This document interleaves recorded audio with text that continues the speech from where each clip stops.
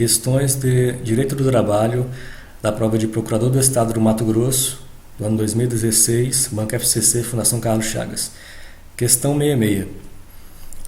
O Estado de Goiás contratou a empresa Vênus Limpadora Limitada após processo de licitação para prestar serviço de limpeza e portaria no prédio onde funciona a Secretaria Estadual de Educação.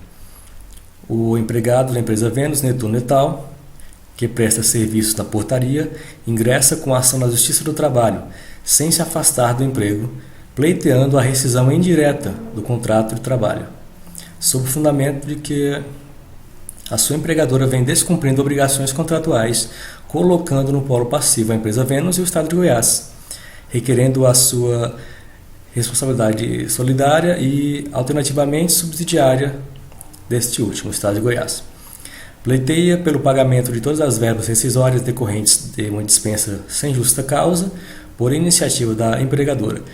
Considerando a legislação trabalhista vigente e a jurisprudência sumulada do TST, na hipótese de descumprimento por parte do empregador de obrigações contratuais, é correto afirmar, resposta correta, letra D, ditado, que diz: dificuldade do trabalhador, quando este for o fundamento do pedido de rescisão indireta do contrato de trabalho, ingressar com a ação pertinente sem se afastar do trabalho, e neste caso, possível a condenação de forma subsidiária do Estado de Goiás pelas verbas eventualmente deferidas sem juízo, desde que comprovado que deixou de fiscalizar o regular cumprimento pela empresa contratada com as obrigações contratuais e legais em relação aos seus empregados.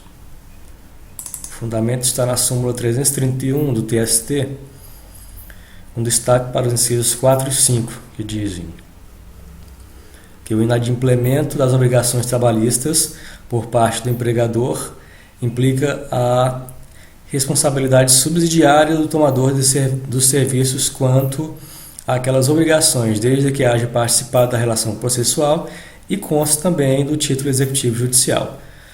E os entes integrantes da administração pública direta e indireta respondem subsidiariamente nas mesmas condições do item 4, caso evidenciada a sua conduta culposa no cumprimento das obrigações da Lei 8666 de 93, Lei de Licitações, especialmente na fiscalização do cumprimento das obrigações contratuais e legais da prestadora de serviço como empregadora. A aludida responsabilidade não decorre de mero inadimplemento das obrigações trabalhistas assumidas pela empresa regularmente contratada. Próxima questão, questão 67. Sócrates é professor de matemática na Escola Sol Nascente, contratado pelo regime da Consolidação das Leis de Trabalho, CLT, celebrado o contrato de trabalho, foi prevista uma carga horária de 40 horas semanais, com valor de R$20 por hora aula.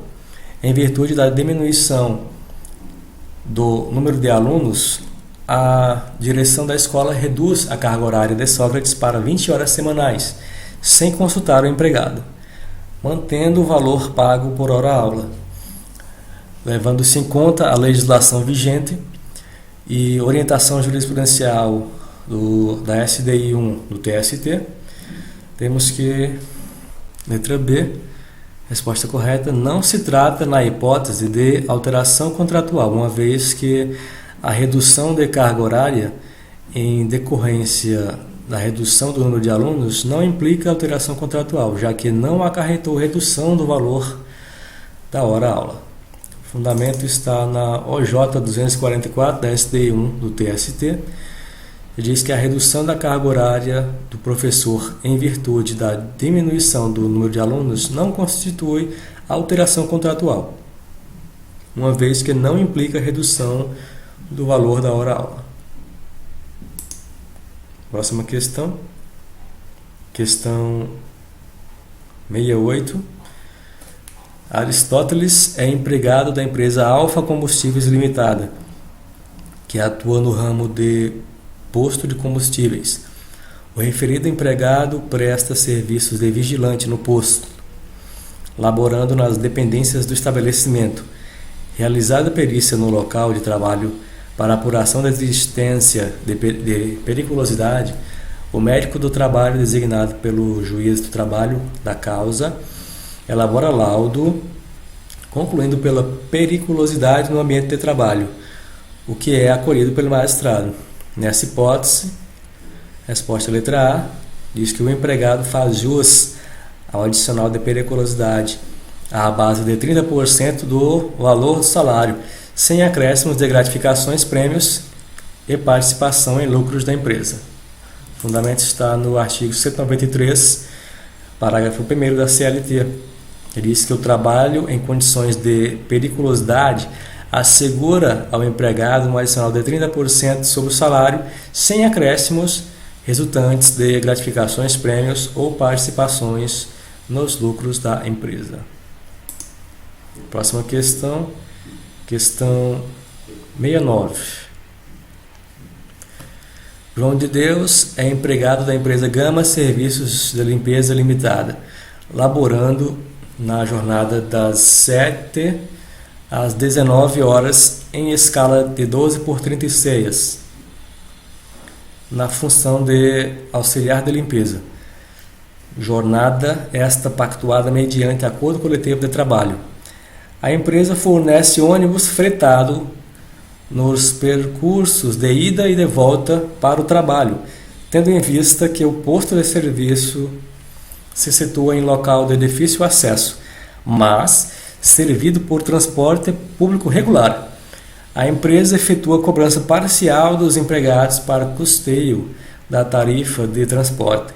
Nesse caso, considerando a legislação vigente e a jurisprudência simulada do TST, as horas relativas ao percurso servido pelo ônibus fretado da empresa para a ida e volta ao trabalho, resposta letra A, se computam na jornada de trabalho do empregado, por se tratar o posto de local de difícil acesso, sendo irrelevante o fato de ser cobrada em parte a tarifa do empregado, e faz jus o mesmo à remuneração dobrada relativa aos feriados trabalhados. O fundamento está na súmula 320 do TST, fala sobre as horas in itinere. Diz que o fato de o empregador cobrar parcialmente ou não importância pelo transporte fornecido para o local de difícil acesso ou não servido por transporte regular não afasta o direito à percepção das horas in itinere. A súmula 444 do TST fala sobre a jornada de trabalho. Diz que é válida em caráter excepcional a jornada de 12 horas de trabalho por 36 de descanso, prevista em lei ou ajustada exclusivamente mediante acordo coletivo de trabalho ou convenção coletiva de trabalho, assegurada a remuneração em dobro dos feriados trabalhados. O empregado não tem direito ao pagamento de adicional referente ao labor prestado na 11ª e 12ª horas. Questão 70. Arquimedes laborou como vendedor da metalúrgica Gregos e Troianos Limitada, tendo sido dispensado no dia 10/10/2015. Para o desempenho das suas funções, utilizava veículo da empresa. Em seu contrato de trabalho, não havia qualquer previsão a respeito de desconto por eventuais danos que causasse pela utilização do veículo da empresa. Recebia salário fixo e comissões sobre as vendas efetuadas. 2 meses antes de ser dispensado, efetuou uma venda em 10 parcelas, sendo que recebeu as comissões devidas por cada parcela quitada até a sua rescisão. Ao retornar desta venda, bateu o veículo da empresa, tendo sido constatada a sua culpa no evento. A empresa procedeu ao desconto do valor do conserto no salário de Arquimedes no mês seguinte. No ato da rescisão, descontou as comissões pagas pela última venda realizada pelo mesmo, alegando que não teria sido concluída a negociação por conta do parcelamento. Na presente situação, o desconto pelo conserto do veículo é, resposta letra C, ilícito, uma vez que não havia acordo expresso prevendo esta possibilidade, ainda que comprovada a culpa do empregado. É ilícita a redução das comissões pagas pelas parcelas quitadas na última venda, uma vez que a venda se concluiu, ainda que de forma parcelada. O empregado jus às comissões, inclusive sobre as parcelas pagas após a rescisão contratual. Bem, o fundamento está no artigo 462 da CLT, e diz que ao empregador é vedado efetuar qualquer desconto no salário do empregado, salvo quando este resultar de adiantamentos de dispositivos de lei ou de contrato coletivo. Parágrafo 1º. Em caso de dano causado pelo empregado, o desconto será lícito, desde que esta possibilidade tenha sido acordada ou na ocorrência de dolo do empregado.